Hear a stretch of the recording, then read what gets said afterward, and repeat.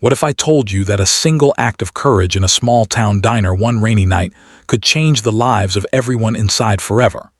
That kindness and bravery could come from the most unexpected people, wearing leather jackets and riding roaring motorcycles. This isn't just about a waitress and a group of thugs. It's about dignity, justice, and the reminder that heroes don't always wear capes. Stay with me until the end, because the way this story unfolds will leave you with something unforgettable. The rain fell hard that evening, drumming against the diner's glass windows like impatient fingers. Inside, the glow of neon signs reflected off chrome stools and a coffee pot that had been refilled more times than anyone could count.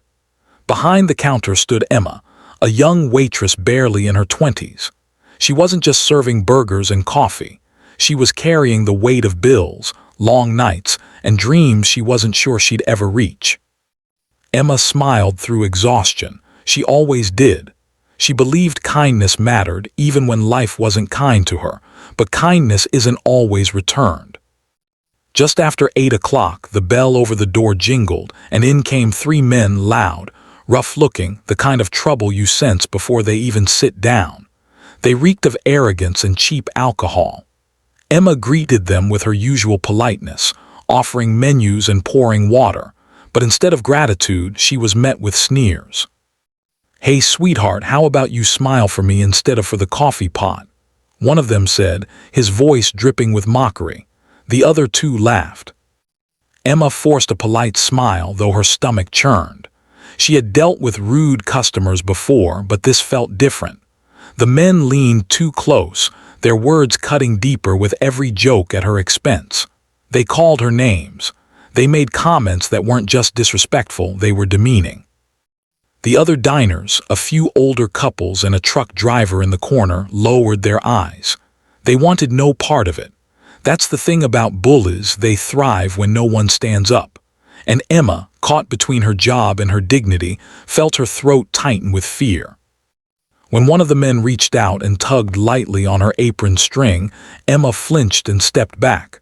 Her hands shook as she tried to steady the coffee pot. "Please, just sit down.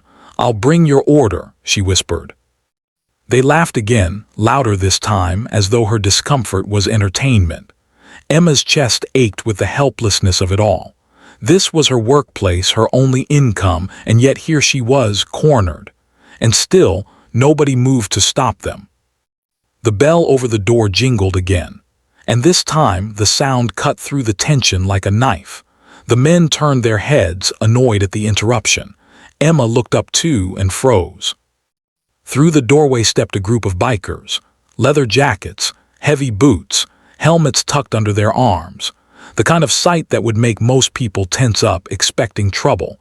The leader, a tall man with a weathered face and piercing eyes, scanned the room slowly.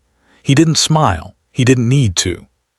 They filled the diner like a storm rolling in, the kind you can feel in your bones. For the first time that night, the thugs grew quiet. Emma's heart pounded. She didn't know if this was salvation or just more danger.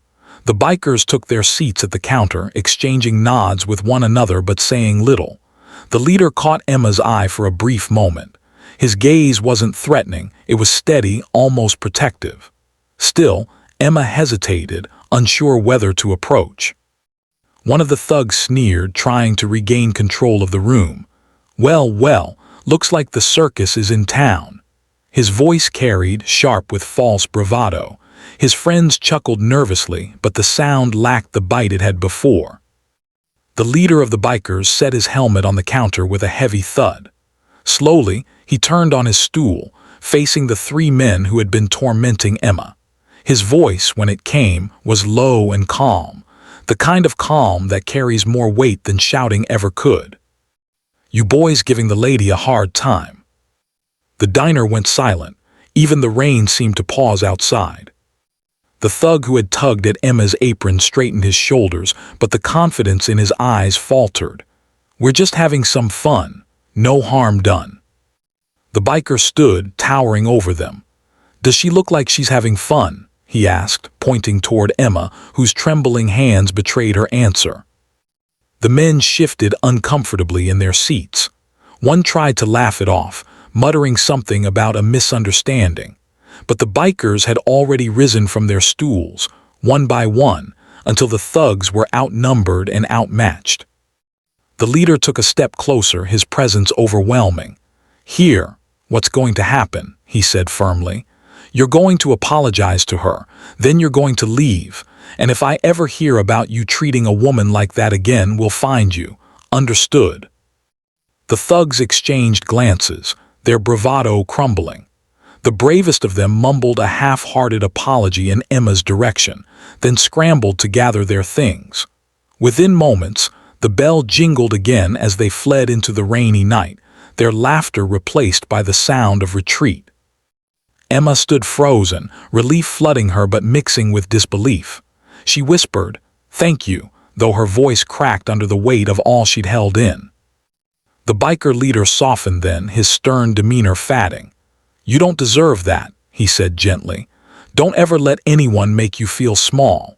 He placed a few bills on the counter, more than enough to cover the coffee, and gave her a reassuring nod. The rest of the bikers followed his lead, their presence lingering like a shield even as they prepared to leave. Before he walked out the door, the leader turned back one last time. His words weren't loud, but they carried through the diner with a strength Emma would never forget. "Sometimes the world's ugly, kid, but there are still people out there who will stand up when it counts. Don't lose faith." And with that, the bikers were gone, swallowed by the night and the sound of engines roaring to life. Emma stood behind the counter, tears brimming in her eyes, but for the first time in a long while, they weren't tears of fear or frustration. They were tears of hope. The other diners slowly looked up, some ashamed they hadn't acted, others inspired by what they'd witnessed. That night, Emma carried something home with her far more valuable than tips. She carried proof that courage could arrive in leather jackets, and that even in the darkest moments, light can walk through the door when you least expect it. Never underestimate the power of standing up for someone in need. You may not ride a motorcycle or wear a leather jacket, but in someone else's story, you could be the hero who walks in at just the right time.